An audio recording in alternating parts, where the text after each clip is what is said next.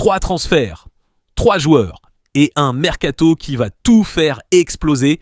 Vinicius Junior qui part au Real Madrid, Michael Olise que tout le monde s'arrache et Rodri, meilleur joueur du mondial 2026, qui a déjà dit oui au Real Madrid. Ce mercato estival 2026 est différent. On parle pas de rumeurs. On parle de mouvements qui vont changer la hiérarchie du foot européen pour les 5 prochaines années. Reste jusqu'à la fin parce que le 3e transfert est celui que personne ne voit venir vraiment.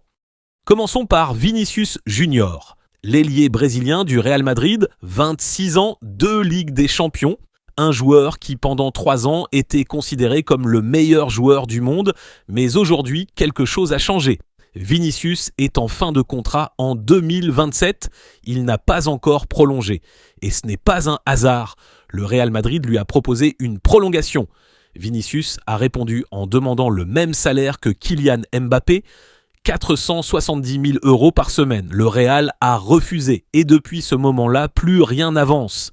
Maintenant, regarde ce qui se passe de l'autre côté. Arsenal, champion d'Angleterre en titre, prépare une offre salariale historique pour Vinicius. Une offre qui ferait de lui le joueur le mieux payé de toute l'histoire du club. Les Gunners sont sérieux, très sérieux.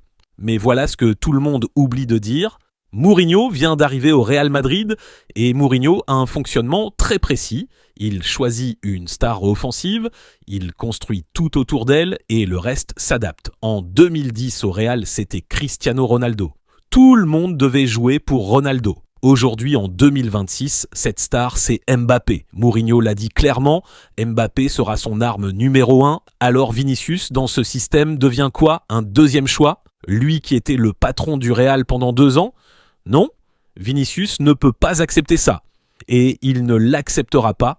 Le départ de Vinicius Junior du Real Madrid, c'est pas une rumeur. C'est une question de timing. Arsenal attend. Et Vinicius aussi. Maintenant, parlons du joueur le plus chaud de ce mercato. Michael Olise, 24 ans, ailier du Bayern Munich, franco-britannique, et meilleur passeur de la Coupe du Monde 2026 avec l'équipe de France. Cette saison avec le Bayern, 52 matchs, 22 buts, 31 passes décisives, des chiffres qui n'existent presque pas dans le football moderne pour un ailier de 24 ans. Et pendant la Coupe du Monde, Olise a encore haussé le niveau. Partout, dans tous les matchs, il était le joueur le plus dangereux, le plus créatif, le plus décisif de l'équipe de France. Le Real Madrid a regardé ça et a décidé. On le veut. Foot Mercato a confirmé qu'Olise lui-même a dit qu'il voulait rejoindre le Real Madrid dès cet été. Le joueur a fait son choix. Mais voilà le problème, le Bayern Munich demande 200 millions € minimum pour le laisser partir. 200 millions. C'est l'un des transferts les plus chers de l'histoire du football si ça se fait. Et pourtant, dans la presse espagnole, un journaliste de Marca a écrit une phrase qui résume tout. S'il faut vendre le Bernabéu pour l'acheter, qu'il en soit ainsi. Voilà le niveau d'envie du Real Madrid sur ce dossier. Mais maintenant, pose-toi cette question. Si Olise signe au Real Madrid, tu as Mbappé, Olise, Bellingham, Vinicius, s'il reste ces 4 stars offensives dans le même vestiaire. 4 joueurs qui veulent le ballon, qui veulent être décisifs, qui veulent être le patron. Un journaliste de RMC a dit clairement Mbappé avec Olise, Bellingham et Vinicius au Real, ce n'est pas possible. Et il a peut-être raison. Le Real doit choisir.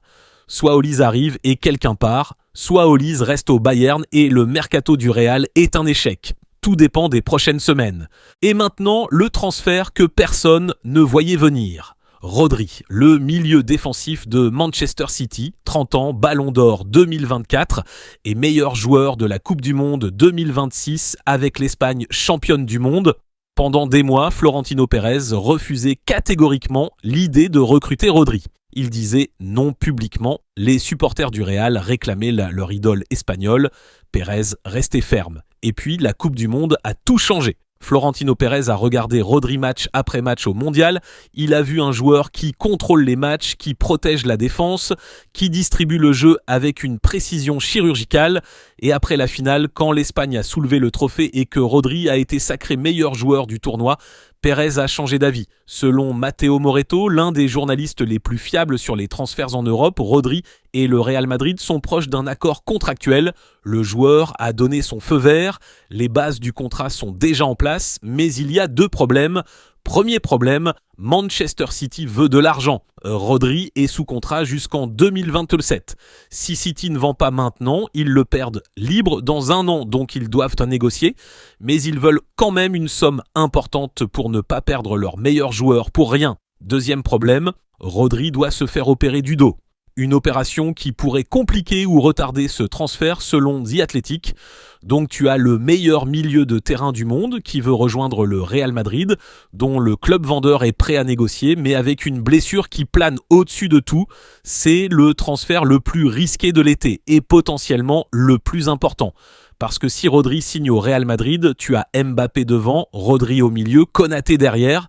C'est une équipe qui peut dominer l'Europe pendant 5 ans.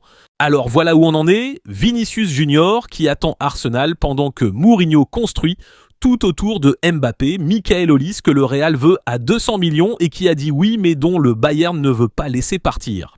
Et Rodri, meilleur joueur du mondial qui a donné son accord au Real mais avec une opération du dos qui complique tout, 3 dossiers, 3 joueurs et un Real Madrid qui veut tout faire en même temps. La vraie question, c'est celle-là. Est-ce qu'un club peut recruter Olise et Rodri dans le même mercato tout en gérant le départ de Vinicius ? Financièrement, sportivement, humainement, dans le vestiaire ?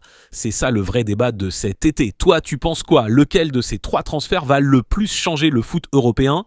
Écris-le en commentaire. Je réponds à tout le monde. Et si cette vidéo t'a appris quelque chose, abonne-toi. Parce qu'on suit ce mercato jusqu'à la fermeture en septembre.